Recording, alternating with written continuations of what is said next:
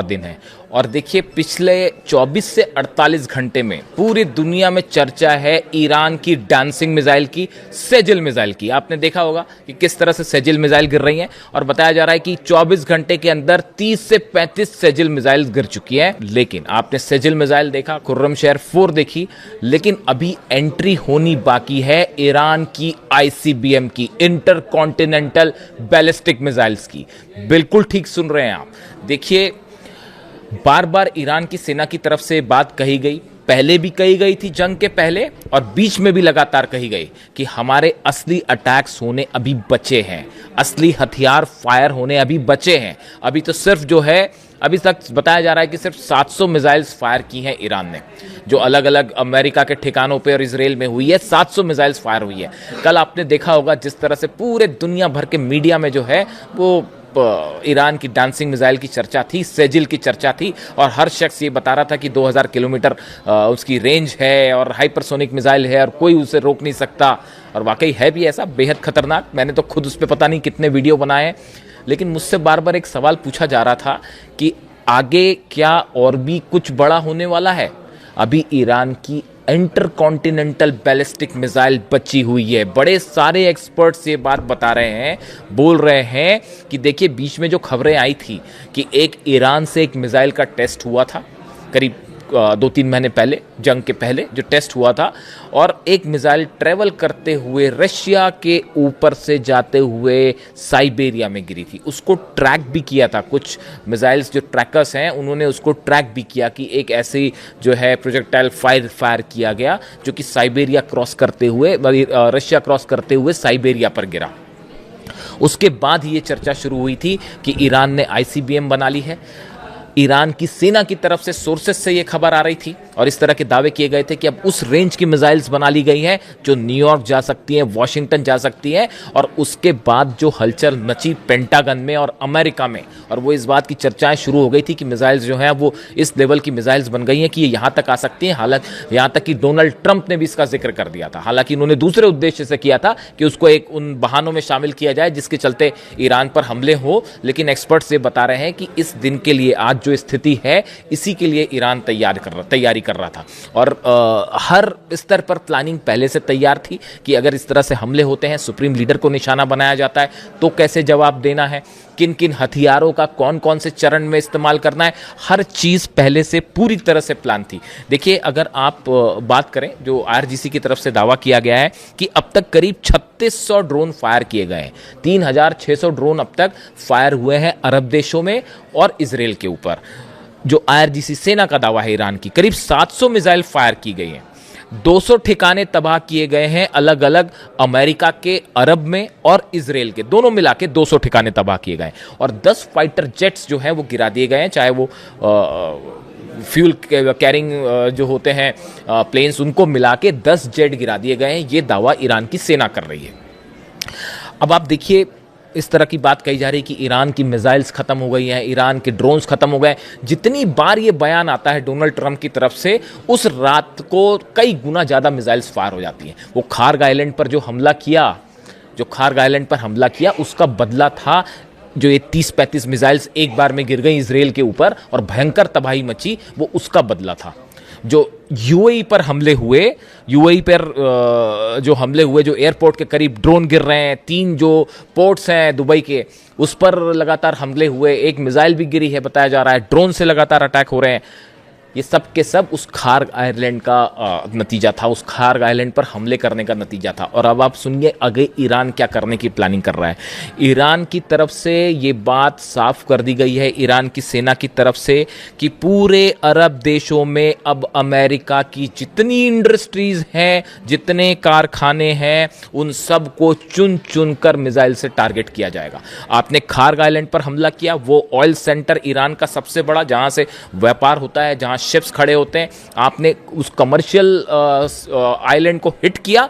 नतीजा होगा यूएई में, अरब में, जॉर्डन में, बहरीन में, हर जगह जितने कमर्शियल सेंटर्स हैं अमेरिका के, उन सब को लोकेट कर करके उन पर हमले किए जाएंगे, चाहे वो बैंक्स हों, चाहे इंडस्ट्रीज हों, कारखाने हों। इसी का नतीजा था यूएई पर जो हमले, क्योंकि जो प्लेन मैं आपको पिछले वीडियो में बता चुका हूं जो टेक ऑफ किए थे B-2 बॉम्बर्स, वो दुबई से उन्होंने टेक ऑफ किया था और उसी का ये नतीजा था। देखिए मैं जो आपको ये बात बताऊं कि हाल ही में मेरे एक मित्र हैं जो कि यूएई से इंडिया आए, दुबई से भारत आए।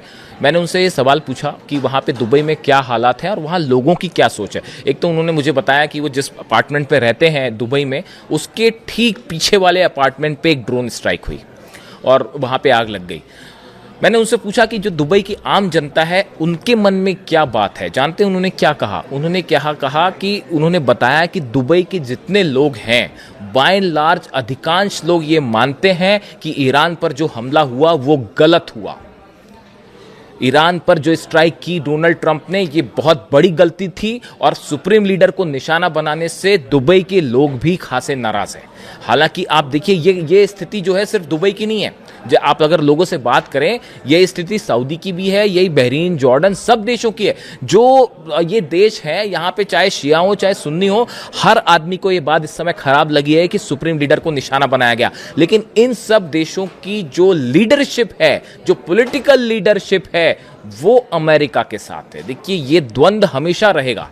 आप जितने मुस्लिम कंट्रीज देखें, अरब कंट्रीज देखें, उनमें सब में ये द्वंद्व बना हुआ है कि जो लीडरशिप है वो डोनाल्ड ट्रंप के साथ है और उनके बेसिस हैं अलग अलग। ईरान का भी यही कहना है कि हम आपको इसीलिए निशाना बना रहे हैं, आपके बेसिस को निशाना बना रहे हैं क्योंकि अमेरिकन बेसिस हैं, अमेरिकन नेवी के जो अड्डे हैं हम उनको निशाना बना रहे हैं, अमेरिकन जो इंटरेस्ट है, चाहे बैंक हो, चाहे इंडस्ट्री हो, या जो भी कमर्शियल कॉम्प्लेक्स है, हम उसको निशाना बना रहे हैं। आप अपने बेसिस का इस्तेमाल करने मत दीजिए, हम हमला नहीं करेंगे।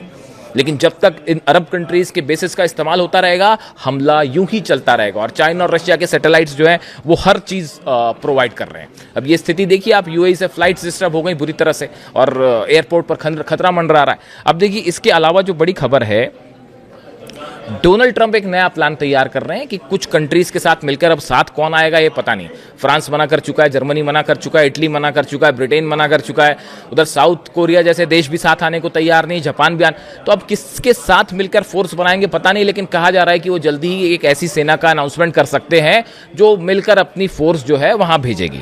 अब केशम जो आइलैंड है, खार्क पर हमला हुआ। अब इसी तरह बताया जा रहा है कि केशम जो आइलैंड है, इसके आसपास अमेरिकन फोर्सेस हैं और जो उनका एक नया ट्रिपोली, उनका जो यूएसएस ट्रिपोली आ रहा है, अपने साथ 2500 सैनिक लेके आ रहा है, वो भी करीब पहुंच रहा है। और बताया जा रहा है जो प्लान है वो ये प्लान ये है कि हॉर्मूज के ऊपर सबसे पहले, हॉर्मूज के आसपास जो ईरान के हथियारों के अड्डे हैं उनके ऊपर B-2 बॉम्बर्स से हमला हो सकता है। ये पहला स्टेप होगा। उसके बाद हॉर्मूज का जो एंट्री और एग्जिट पॉइंट है, इसको कब्जे में लिया जाएगा और उसके बाद जो है वहां पर मरीन्स को उतारा जाएगा। ये 3 पॉइंट एजेंडा है जिस पर डोनाल्ड ट्रंप काम कर सकते हैं। मैंने कुछ एक्सपर्ट से बात की कि भाई अगर हॉर्मूज में ग्राउंड ऑपरेशन होता है, मरीन्स उतरते हैं, तो वो कैसे ऑपरेट करेंगे। तो ये 3 तरीके बताए कि पहले B-2 बॉम्बर से हमले किए जाएं, ईरान के जो मिसाइल सेंटर्स हैं या जो हथियार हैं आसपास उन पर हमला हो, फिर दोनों एंट्री और एग्जिट प्लान पर हमला हो, एंट्री और एग्जिट पर हमला हो, उसके बाद मरीन्स आए। लेकिन इसके लिए ईरान पहले से तैयार है। ईरान हर चीज़ पर आप देखिए पहले से तैयार है। पहले मिसाइल्स कौन सी फायर हुई, जो कि इनिशियल लेवल की मिसाइल्स थी, या ड्रोन्स जो कि ऐसा था कि जो कि जिनका मकसद ये था कि पेट्रियट, थर्ड और आयरन डोम की जो मिसाइल्स हैं, या डेविड स्लिंग है, एरो है, इनकी जो डिफेंस मिसाइल्स हैं इसको ख़त्म करना, पहले वो वाली मिसाइल्स फायर हुई। उसके बाद आप देखेंगे थोड़ी बेटर गदीर सीरीज़ की मिसाइल्स फायर हुई। और अब देखिए तीसरे लेवल आते आते सेजिल आ गई है, खुर्रमशहर 4 आ गई है। यानी ईरान ने एक बड़ी स्ट्रैटेजी तैयार करी। आप वॉर की स्ट्रैटेजी बात करें, 31 जो सेंटर्स हैं, अलग अलग एरियाज हैं ईरान के, सब में हेडक्वार्टर्स बना रखे गए हैं। आप कितने हेडक्वार्टर्स को उड़ाओगे? हर जिले में समझ लीजिए आप 31 डिस्ट्रिक्ट्स ईरान के, या 31 एरियाज जो हैं ईरान के, उनको अलग अलग डिवाइड किया गया। उसमें हर जगह 2-2, 3-3 हेडक्वार्टर्स बनाए गए हैं कि अगर एक तबाह हो जाएगा तो दूसरा ऑपरेट करेगा, दूसरा तबाह हो जाएगा तो तीसरा ऑपरेट हो जाएगा।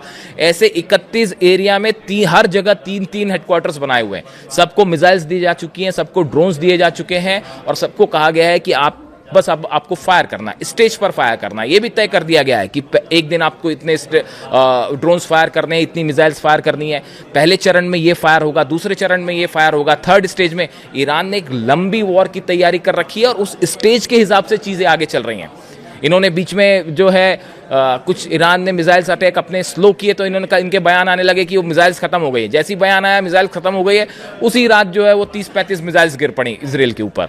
तो ये एक स्ट्रेटजी होती है वॉर की, अलग अलग। जो समझता होगा वो समझेगा इस बात को कि प्रोलॉन्ग वॉर कैसे किए जाए, इसके लिए जो है वो तैयारी है। कुल मिला के जो ये तेल का खेल है, ये इस बार डोनाल्ड ट्रंप को और अमेरिका को पड़ गया है बहुत भारी। और हॉर्मूज में बताया जा रहा है, जैसा मैंने बताया आपको, 5 से 7 हज़ार जहाज जो हैं वो ऑलरेडी खड़े हुए हैं। और अब एंटी माइंस जो माइंस बिछी हुई हैं उसको वहाँ जाके हटाना, चाइना ने भी कह दिया हम भी साथ नहीं है। ऐसे हालात में वहाँ जाके माइंस हटाना अपने आप में एक बड़ी समस्या है।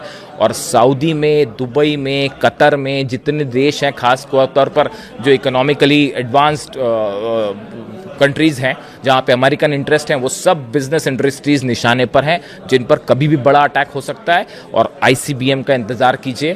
जो सेना ने दावा किया था, ईरान की सेना के दावे बड़े सोच समझ के किए जाते हैं, और उनका दावा था कि हमने उस रेंज की मिसाइल टेस्ट की है।